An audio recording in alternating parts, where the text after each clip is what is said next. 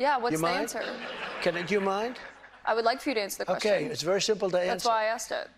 It's very simple to. You're a nasty person, I'll tell you.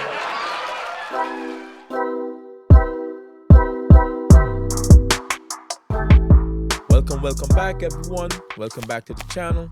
If you're new here, please hit that like, subscribe, and the notification bell so you can get updated on the new videos when I drop them.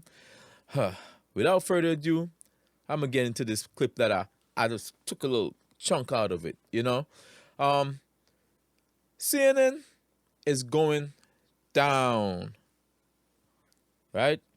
They cut in segment, they cut in a lot of anchors because some guy quit just recently. I forgot his name. Don't care. Anyway, but they're getting sued left and right for all the defamatory things they're doing because they refuse to do the research and all the above. And now, this girl right here, she playing with fire. Eventually, just like the AP, Associated Press, she's going to get bumped out of the White House very soon. She's pushing her luck. Let's call it that. Because she's already on thin ice. She's already not so popular with Donald Trump. And now Karoline Leavitt, she don't play. She give it to you 100%. It's very rare you see somebody who is actually, let me don't say rare. It's a breath of fresh air to see someone without a big binder giving you some press briefings. So at least she's knowledgeable about what she's saying and not just talking points that somebody put in a paper to tell us. But without further ado, let's see her interaction with this. I wish I knew her name. I don't even want to know her name. So let's check it out.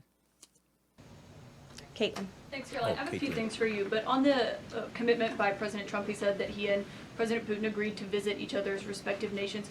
Are there any preconditions that President Trump has that President Putin must do before he goes and meets with him, withdrawing some forces, withdrawing all forces, anything like that? Not that I'm aware of. That doesn't mean they don't exist, but I was just talking with the president in our national security team. I wasn't made aware of any conditions, but if they exist, I'm happy to provide those. And on the president himself, he styles himself as this master negotiator. He is now deploying these negotiations, saying that they start immediately. We did hear from the Defense Secretary, Pete Hegseth, today, saying that NATO membership is not realistic for Ukraine, and neither is returning to pre-2014 borders. Aren't they giving away bargaining chips before these negotiations have even started? Again, I haven't talked to the president about Ukraine's NATO membership, and he appointed several individuals to negotiate on his behalf. He's directly involved in these negotiations as well, and I'm sure if you ask him that question in the near future, when you're able to, he'll give you an answer. I just don't want to get ahead of him on it. And final thing for you, Does it have a limit of questions you could ask consecutively in these press briefings? Or she's just rude? Check that girl's face next to her. She's just like,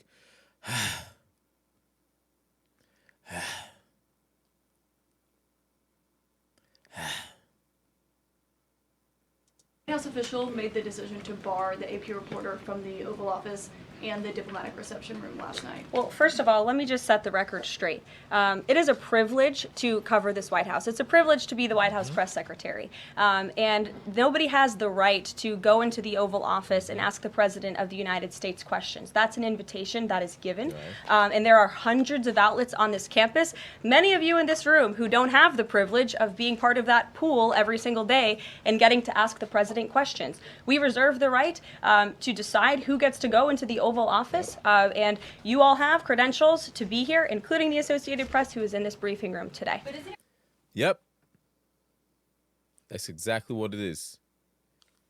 What happened the last administration made you feel like you have the right. Yep. The last administration made you feel you have the right to do certain things. And it's not so. It's a privilege. You act right, you get treated right. Right? That's how it goes. You just can't demand to be there and do whatever you want and think it don't have consequences. It have consequences. They lay the law of the land and you gotta follow it. Plain and simple. Let me pull it back a little bit. the Oval Office, and you all have credentials to be here, including the Associated Press, who is in this briefing room today. But isn't it retaliatory in nature is the argument, because the reason that the AP was barred, which they said was because they're not using the phrase. You see, she's just hogging. Everybody else there waiting to ask a question, and she just can't help it. She just started yelling. Everybody putting up their hands, trying to have them act right, but she just yelling out her question. Now, in a perfect world, Karoline would be like ignoring her, but she's polite, so she answered her questions. Gulf of America, they're using Gulf of Mexico in line with their standards.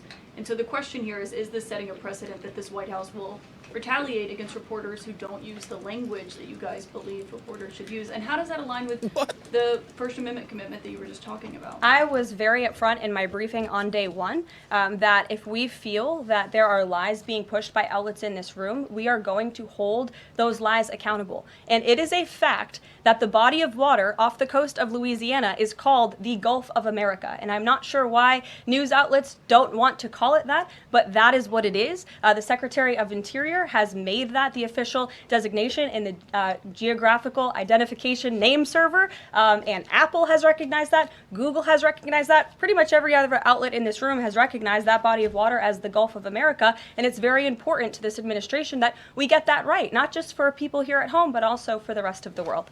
Sure. Thank you. Listen, she's not playing that with you. They already told you. Listen,